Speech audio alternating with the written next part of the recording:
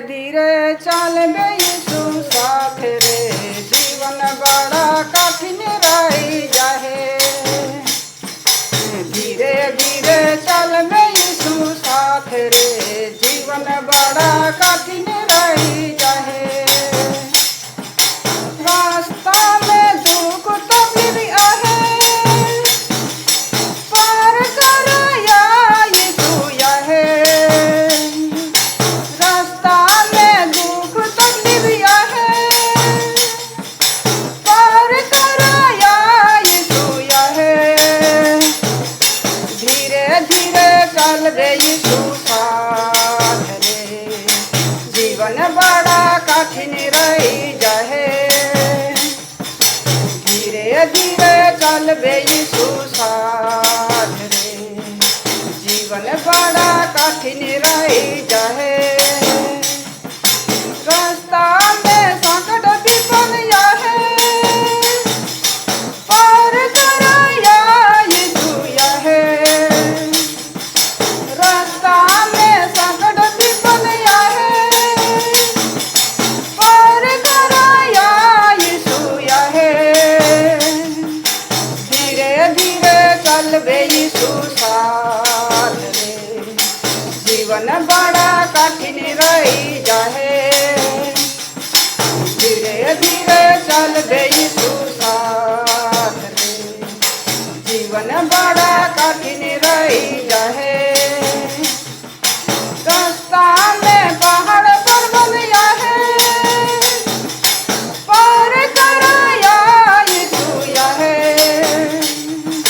रास्ता में पहाड़ पर्वत आहे, पार कर या यीशु यहे। धीरे धीरे चल यीशु साथ रे, जीवन बड़ा कठिन रही जाहे।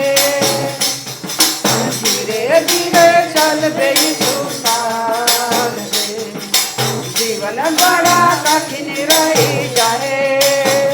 आखिर पर रास्ता में मारी मृत्यु आहे, पार कर या यीशु यहे। रास्ता में मारी मृत्यु आहे, पार कर या यीशु यहे। धीरे धीरे चल यीशु साथ रे, जीवन बड़ा कठिन रही जाहे। धीरे धीरे चल यीशु साथ रे, जीवन बड़ा कठिन रही जाहे। किसी का नंबर पसंद बोल सकते हैं।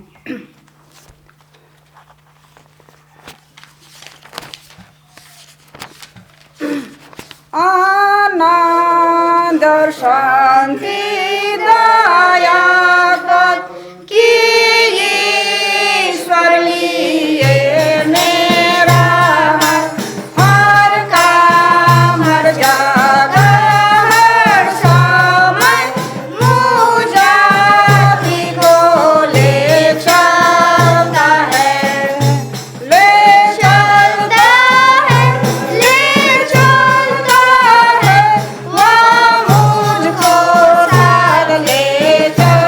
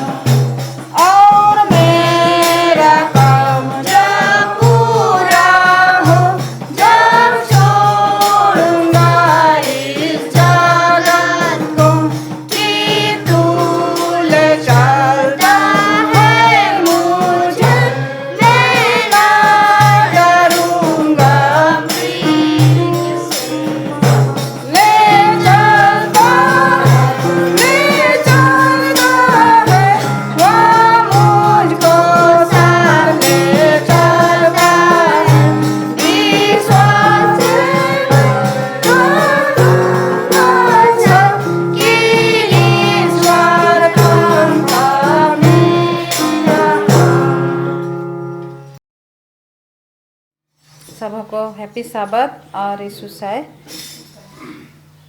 मैं धन्यवाद देती हूँ मिसेस डुंग डुंग को इस सॉन्ग सर्विस अगुवाई करने के लिए, और आप सबों को भी और बच्चों को भी धन्यवाद देती हूँ। इस समय हम सभा को आगे बढ़ाने से पहले बाइबल से एक बार पढ़ेंगे, और ये मिलता है भजन संहिता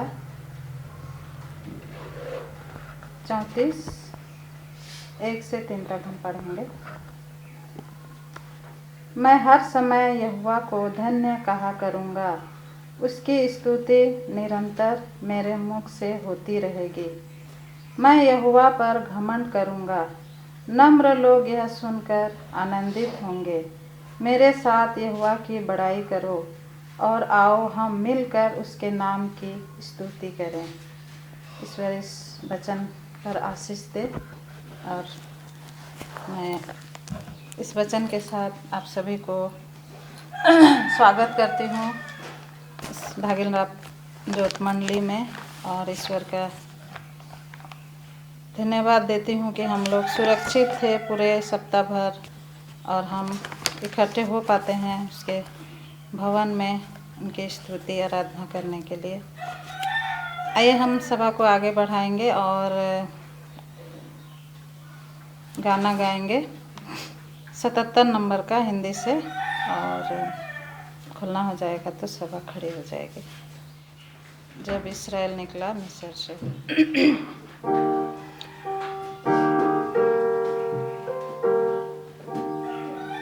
जब शुरू कर दीजिए।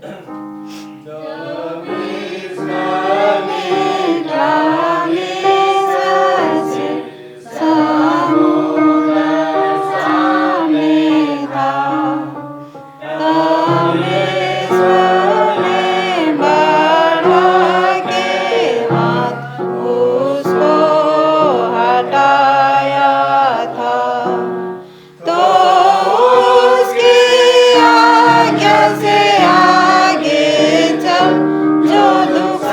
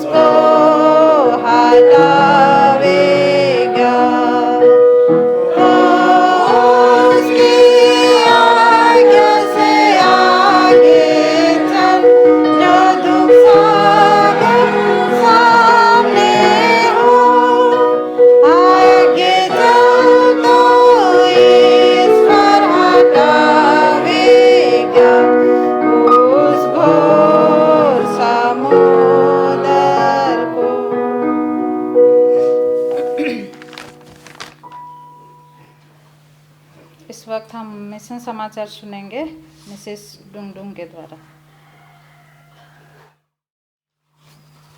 आप सबको फिर से सुसहाय आज की मिशन समाचार में आप सबका स्वागत है। आज 20 फरवरी है और आज का मिशन समाचार है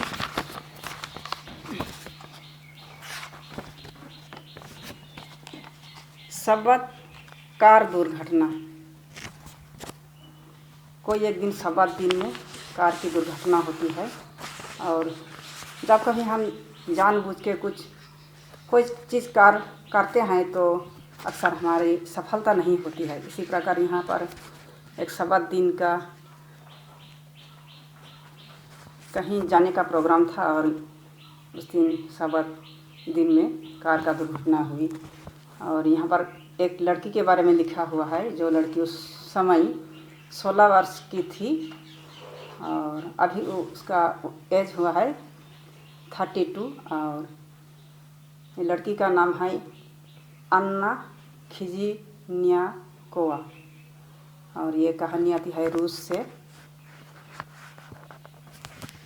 यहाँ हम इस तरह से देखेंगे, मैं पढ़ के सुनाती हूँ। यहाँ 16 वर्षीय अन्ना किसी चीज़ से बढ़कर रूस के सुदूर पूर्व में एक दूर दराज गांव में अपने घर में इंटरनेट चाहती थी। यह वर्ष 2003 की बात थी। वह बाहर नए माहौल में नहीं रहना चाहती थी। पिता और माँ एक सबत के दिन सुबह मॉडम खरीदने के लिए अन्ना को दुकान पर ले जाना चाहते थे। वे सेवेंथ डे एडवेंटिस्ट नहीं थे। हालांकि अन्ना ने अपनी दादी से यीशु के बारे में जानने के बाद लगभग 1 साल पहले बपतिस्मा लिया था। वह जानती थी कि सबत के दिन खरीदारी करना गलत था, लेकिन वह इंटरनेट चाहती थी। वह आखिरी चीज़ जो उसे याद है वह घर छोड़कर कार में जा रही थी। दादी ने बाद में उसे बताया कि क्या हुआ। पिता ने गति सीमा को पार कर लिया क्योंकि वह दुकान की ओर एक सुनसान सड़क पर चल रहा था। अचानक कार पर फिसल गई और एक ट्रक से टकरा गई। पिता और माँ की चोटों के कारण मृत्यु हो गई और ट्रक चालक का एक पैर टूट गया। अन्ना को कोमा में रखा गया था और डॉक्टर ने भविष्यवाणी की थी कि वह जीवित नहीं रहेगी। दादी ने उपवास किया और प्रार्थना की और चर्च के अन्य सदस्यों को उससे जुड़ने के लिए कहा। डॉक्टर को आश्चर्य हुआ। अन्ना 3 दिनों में कोमा से बाहर आ गई और जल्द ही ठीक हो गई।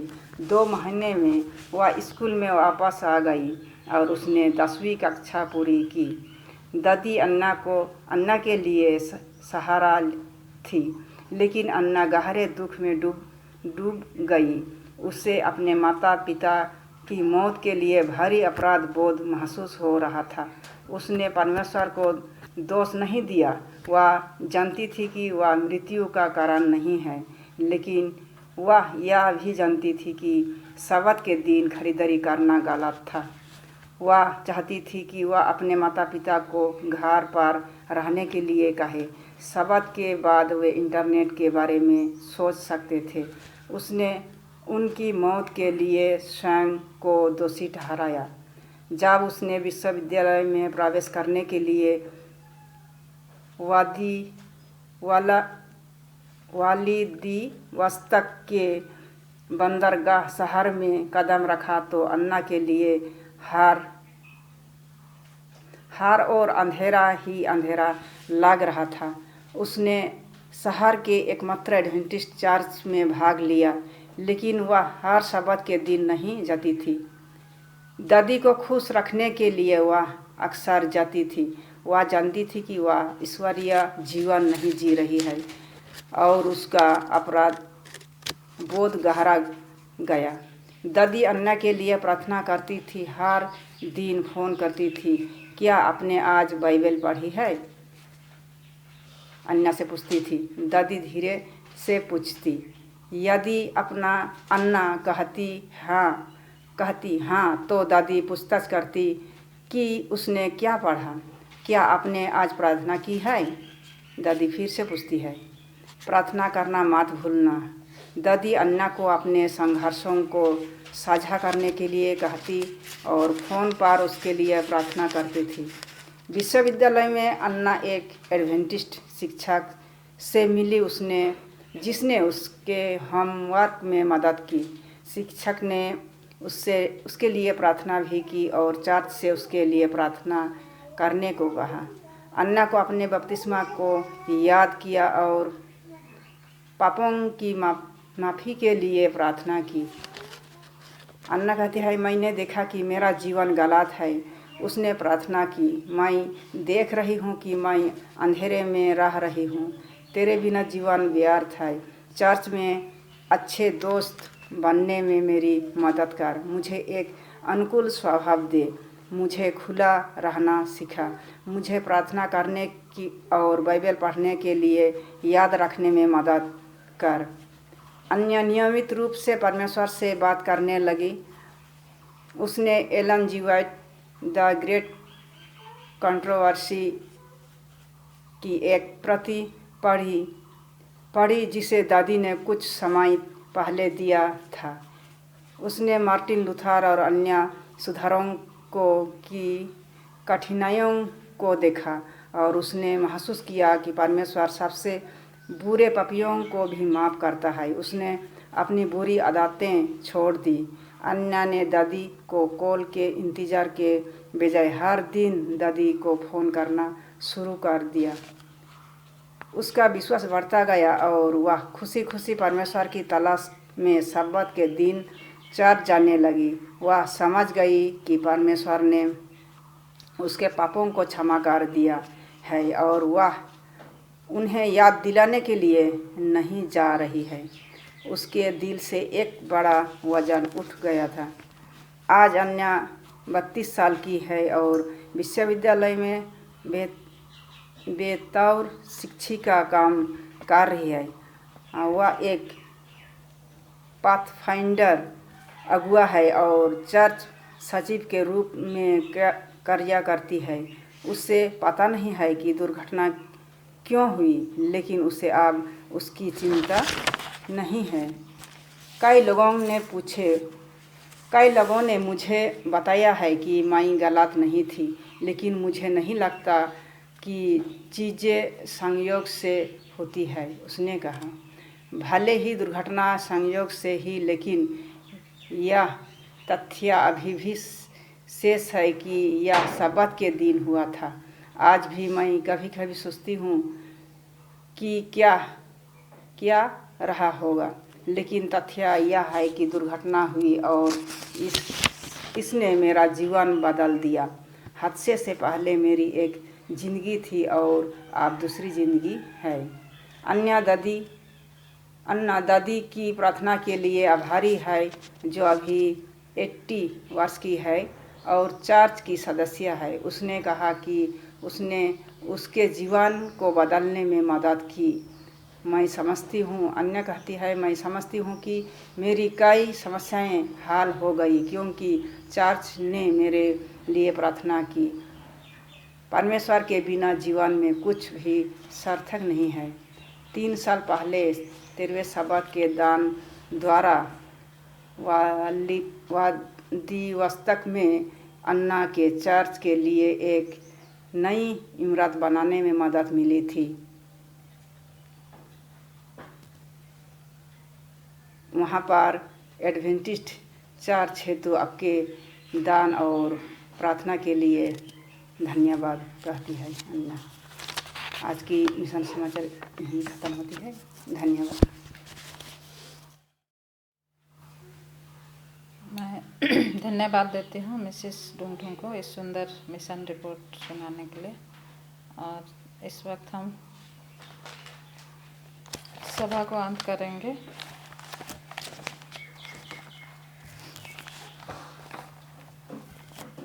सभा को अंत करने के लिए हम गाना गाएंगे 79 नंबर का हिंदी से, और खड़े हो जाएंगे अगर खोलना हो गया तो।